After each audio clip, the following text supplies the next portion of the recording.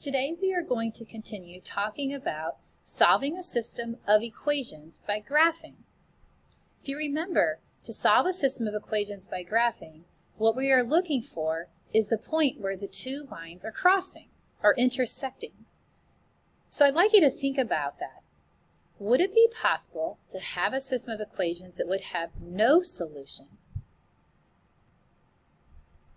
See if you could sketch on a piece of paper two lines that don't cross.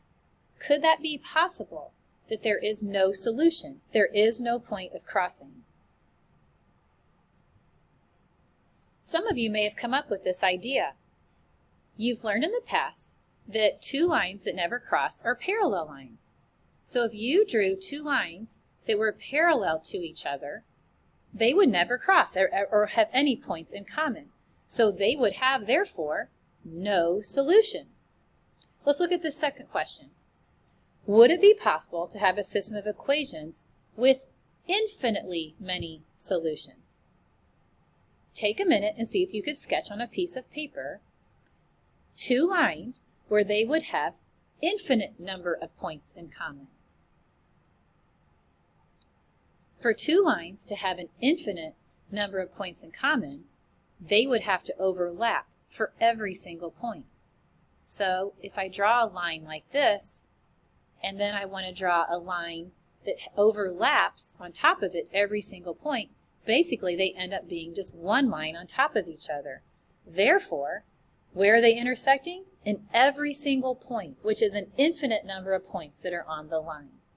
So these are some special cases that may occur when we are solving a system of equations by graphing.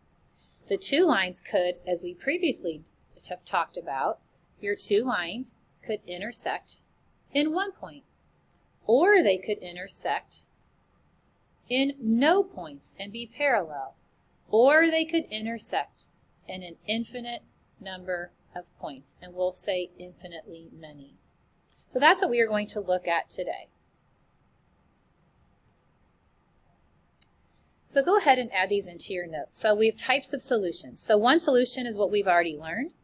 That's where the two lines are intersecting in exactly one point.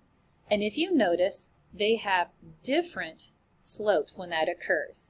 The slopes being different allows the lines to eventually cross somewhere. We could have no solution, which is when the lines are parallel.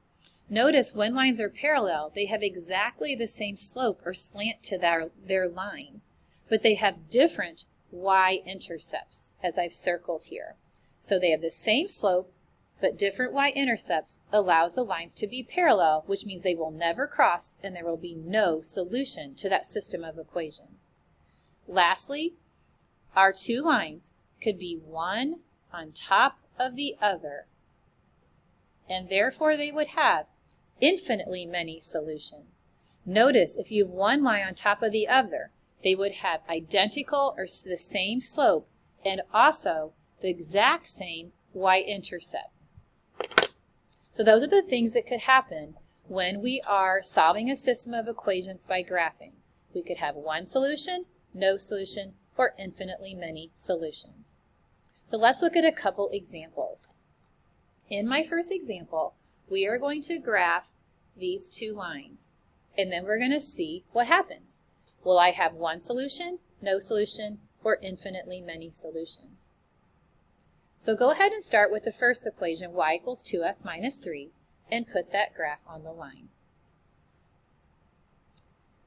If you notice our first line, our slope is 2, and our y-intercept is negative 3, because this line is already written in y equals mx plus b, or slope-intercept form. So I graph my y-intercept by putting my dot down here at negative 3, and then we go up 2 over 1, up 2 over 1, and proceed to put several points on the line. So let me go ahead and graph that. Now, the next equation is a little bit trickier, because the next equation, I do not have my y by itself. So we have to rewrite this equation in slope-intercept form. So to start off getting y by itself, I'm going to add 4x to both sides, and then we have 2y equals 4x plus 2. Lastly, I'm going to divide every single thing by 2. So I have 1y equals, and then here 4 divided by 2 is 2, so I have 2x plus, and then 2 divided by 2 is 1.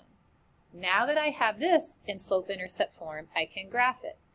Here's my y-intercept at 1, so I'm going to go up 1, put a dot, and my slope is 2, or we write that as 2 over 1. So I'm going to go up 2 over 1, up 2 over 1, up 2 over 1. And then we're going to connect those, and we're going to see where our two lines are intersecting. All right, now that both of these lines are graphed, we can try to determine where they're intersecting. What do you think? Are they intersecting anywhere? Do they have any points in common? If you said no, then your answer, or our answer to this system of equations, is no solution. They do not have any points in common. There is no point that would work and be true in each of the two equations. Now see if you can do number 2. See if you can graph the lines and determine the number of solutions.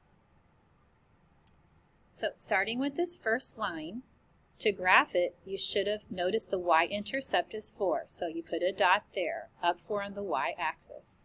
And then your slope is negative 1/2. So that means you're going down 1 to the right 2, down 1 to the right 2. And then we're going to go ahead and connect those and make a line.